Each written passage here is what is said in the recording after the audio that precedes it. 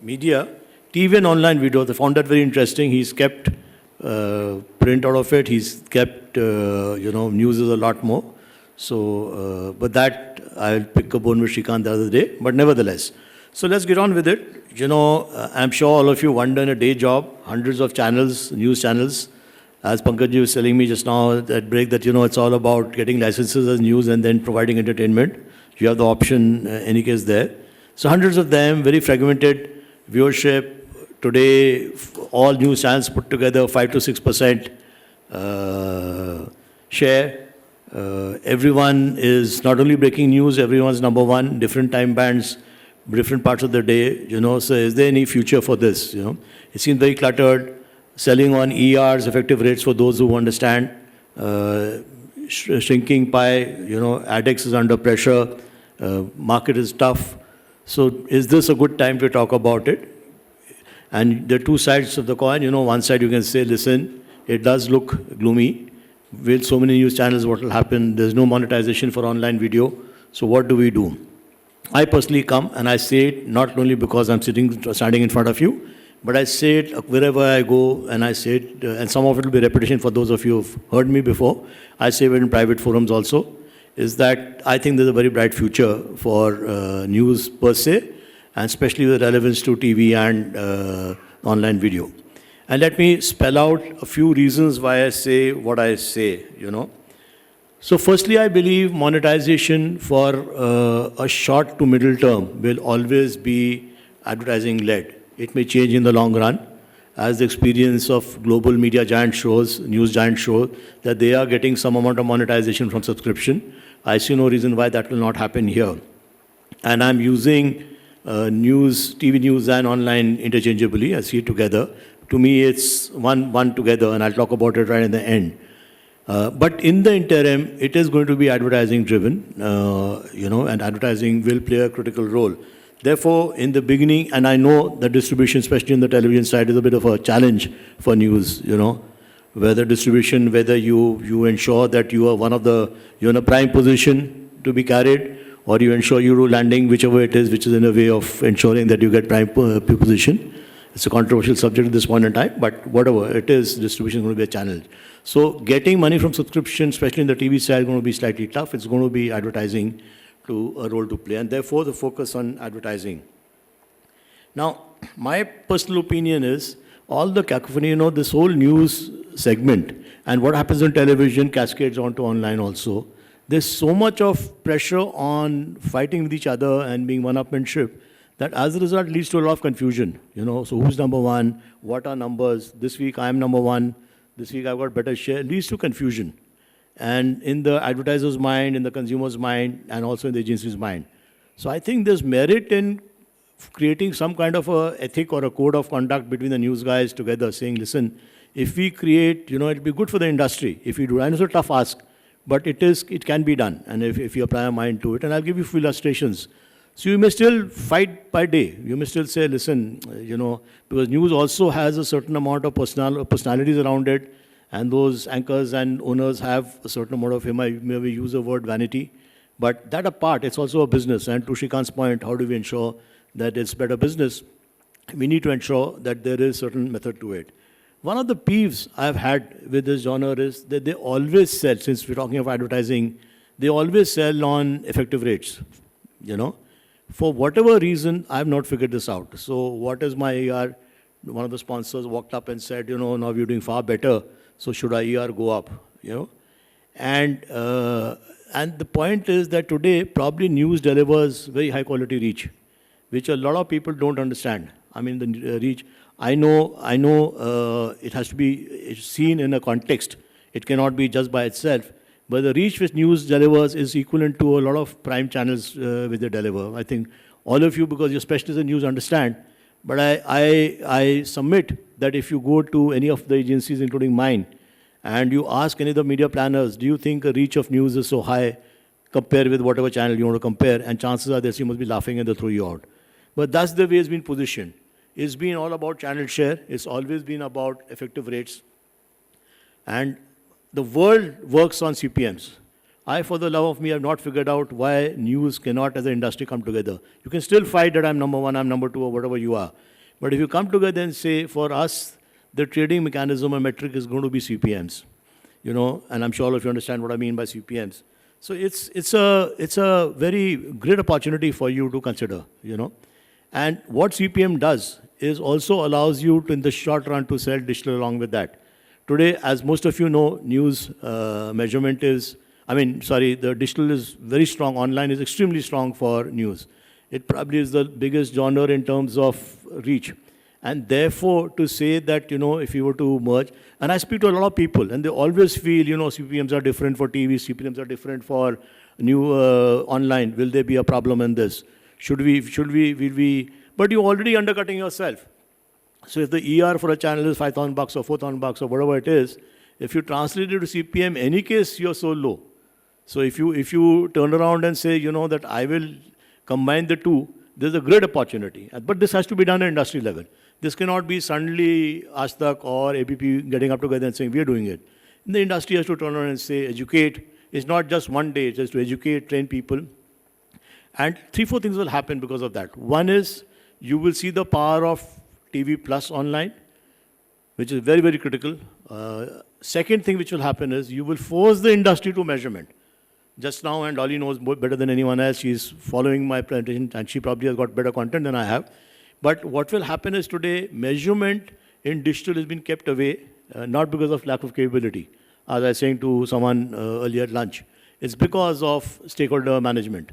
So news guys can lead this. News guys can say, listen, we do TV plus digital, and that is where the numbers will multiply. It's going to be dramatic.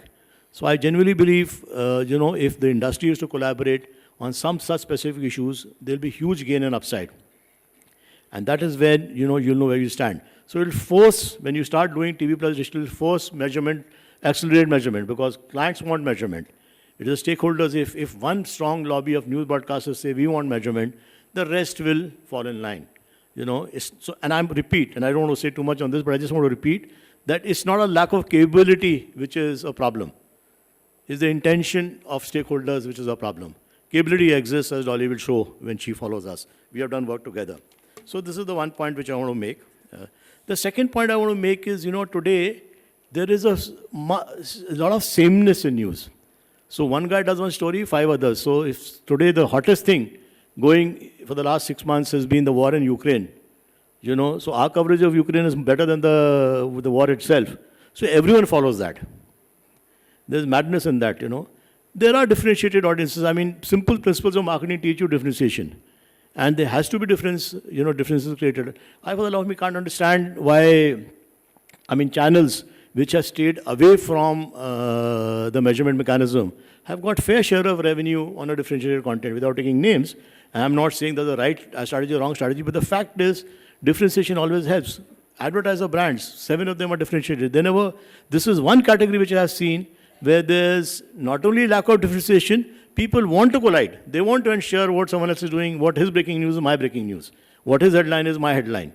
So I think there is a strong story in creating differentiated news, differentiated content. I think there is merit in that. And that will take us in the long way, because advertisers, have a way of judging. They understand that this is what it is. I've worked with a lot of brands in my day job, where and I sit in a lot of meetings where advertisers turn around and say, yes, I'm my favorite client, Amul. They turn around, Mr. Sodhi says, yes, I know this channel, this is what it is. So why is this desire to be one? It's all linked to that share of news genre which I will get. It's in points. Any case is irrelevant if you look at share of news. If you start converting into CPMs, chances are you'll create a story of your own. That's the second thing. Linked to this is the point which I want to make is, when you start looking at differentiated, probably credibility will increase. Just now, it's this oneness, sameness, and therefore this whole thing of, lack of credibility which comes with that. If you look different, you create different content, you'll definitely get. Then you'll get segments. You see, one of the big things, or big advantage of especially those guys who have a combination of TV and online put together, is that you know your customer. You know who the guy is. You can start creating segments. So it's again to my point of sameness. There's so much of sameness that you can turn around and say, listen, I am creating special segments. This is the kind of audience I'm looking at. And we has the industry in terms of measurement also to blame for that. We have created such broad bands. To give you a simple example, NCCS-A. NCCS-A is such a wide segment, so extremely wide segment. You know, supposed to be the top-end segment, Dolly will agree. We have been appealing to the market. If I have to do something successful, BARC, 2-3 pet projects, one of them is this, therefore I'm making a plug, that why don't we change? Why don't we start creating super specialized segments? And then we can say, listen, I do well in this segment. For an auto brand, today, you see, this whole system is designed for large CPG companies who are not consumers of news. They take news as a very small part of their portfolio. But if you were to look at large players, you know, categories which are emerging, automotive is a large category. E-com, well, e-com advertises on, you know, penetration of e-com in India not more than 2-3%. So if you start creating segments for them, you suddenly find that there's an opportunity there. So the measurement industry, be it the Market Research Society of India, be it BARC, need to facilitate this. But you guys have to start saying, listen, I will create segments which are there, which will be, in a way, will collide together and will create a specific offering. We are toying with a proposal. It's premature because we're not discussed with anyone.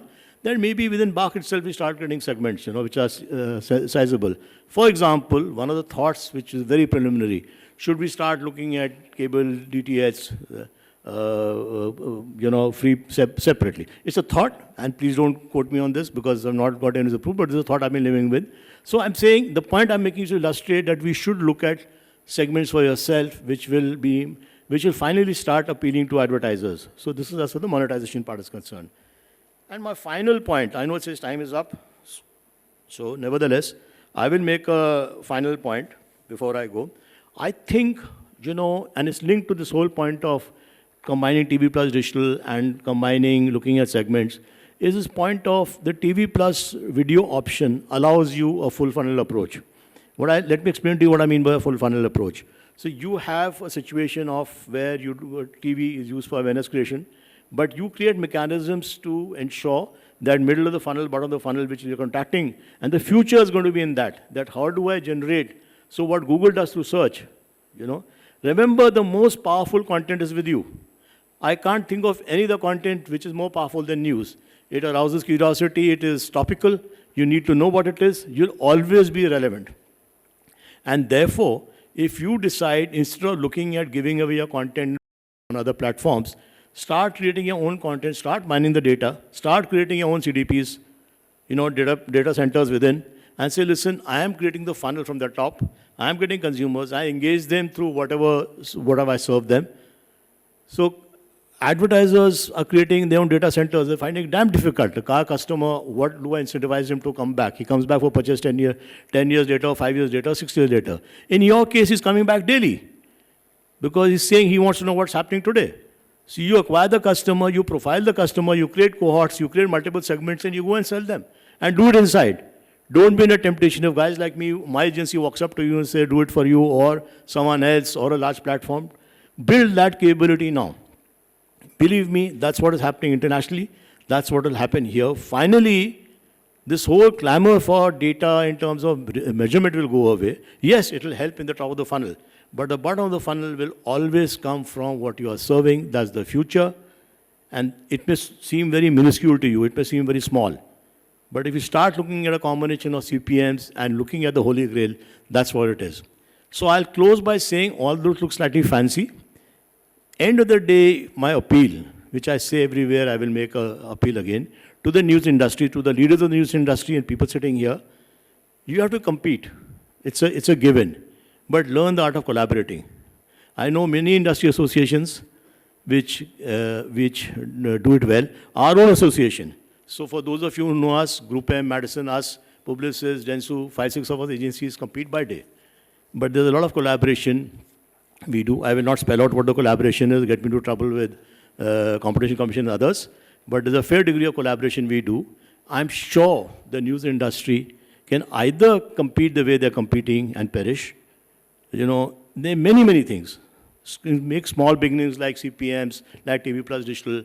They're making small buildings. Stop this business nonsense of we are first. Other than vanity, it's not so fooling. As the agencies are not fooled, clients are not fooled, the consumers are not fooled. That we are number one, we are breaking, you know, it's all same.